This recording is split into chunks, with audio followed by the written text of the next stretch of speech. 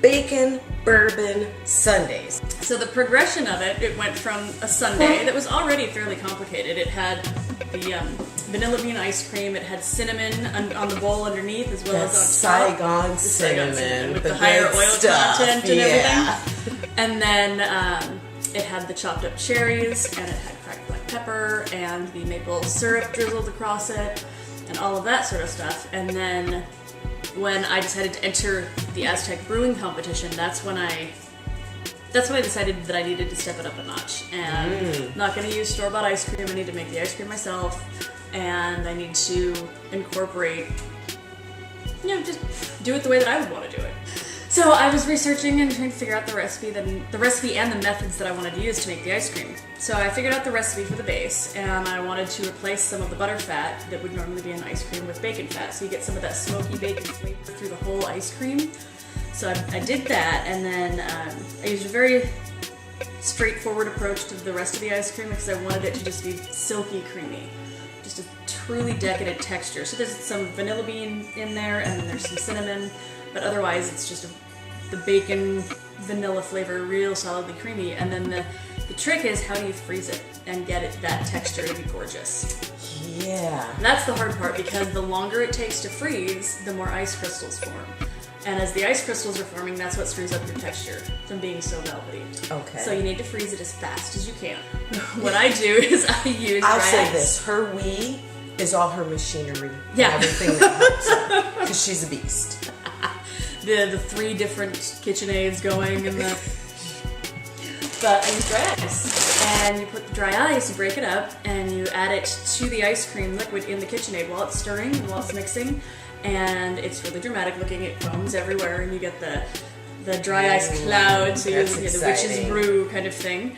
But it does, all of the dry ice ends up evaporating out, so there's none left in the ice cream, but it freezes it that fast. No so crystals. It gets it down really, really fast, so you get no crystals and you get a really just gorgeous, velvety kind of thick texture. So that's how we got the ice cream perfect. And then after that, the total dish is not just the ice cream. That's just the starting point. So now we have this ice cream, and we have the texture perfect.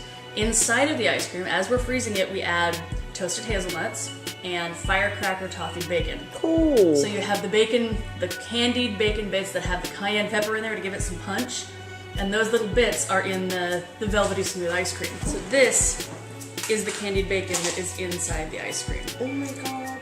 Candied bacon, Chef Easy style. Oh. Uh-oh. I'll eat this. I was only going to get one piece, but God said you need more. Mm-hmm, you need more. Here, I suppose so. Oh my god. This is the firecracker candied bacon. So that's in the ice cream. And it's not really spicy,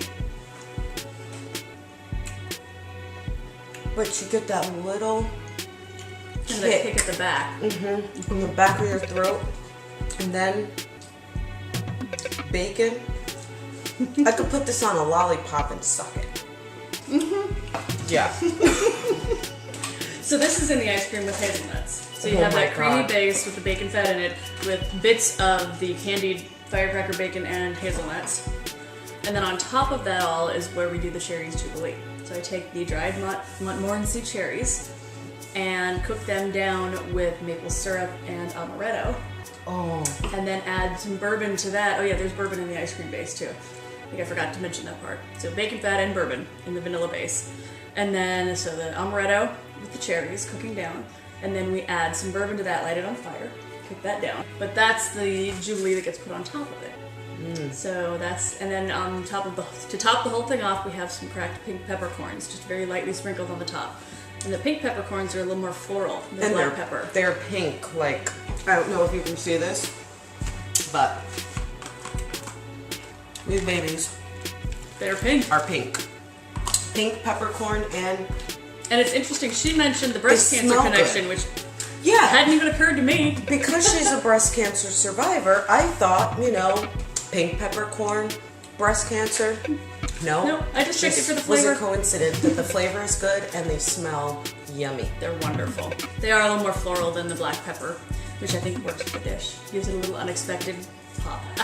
perfected version that is now crowned the number one dish at number the Aztec one. Brewery Bacon Fest competition. Soon to be number one in the world. Well, number one in the world, I think it's the country, I don't the know what the universe. competition is this weekend, but it's Who cares? We're gonna get this bacon bourbon Sunday. What am I missing in this title? you know it doesn't really have a total working title. It's the Bacon Bourbon Jubilee Sunday. Bacon Bourbon Jubilee Sunday. You heard it here first from the award-winning chef who has a company that's up and coming called Chef Easy. So I'll definitely keep you posted on that because I know you're going to want the recipe for this Sunday. Can't give it to you now. She's dropped some hints. I've taken some pictures to let you see. But once everything is all done, we'll definitely share that recipe with you because Holy shit, you're going to want it. Holy fuck, it's good. I'm not a fan of false modesty. It's good. It's good. It's really good. I love this woman. I want to thank you so much, Courtney. Absolutely.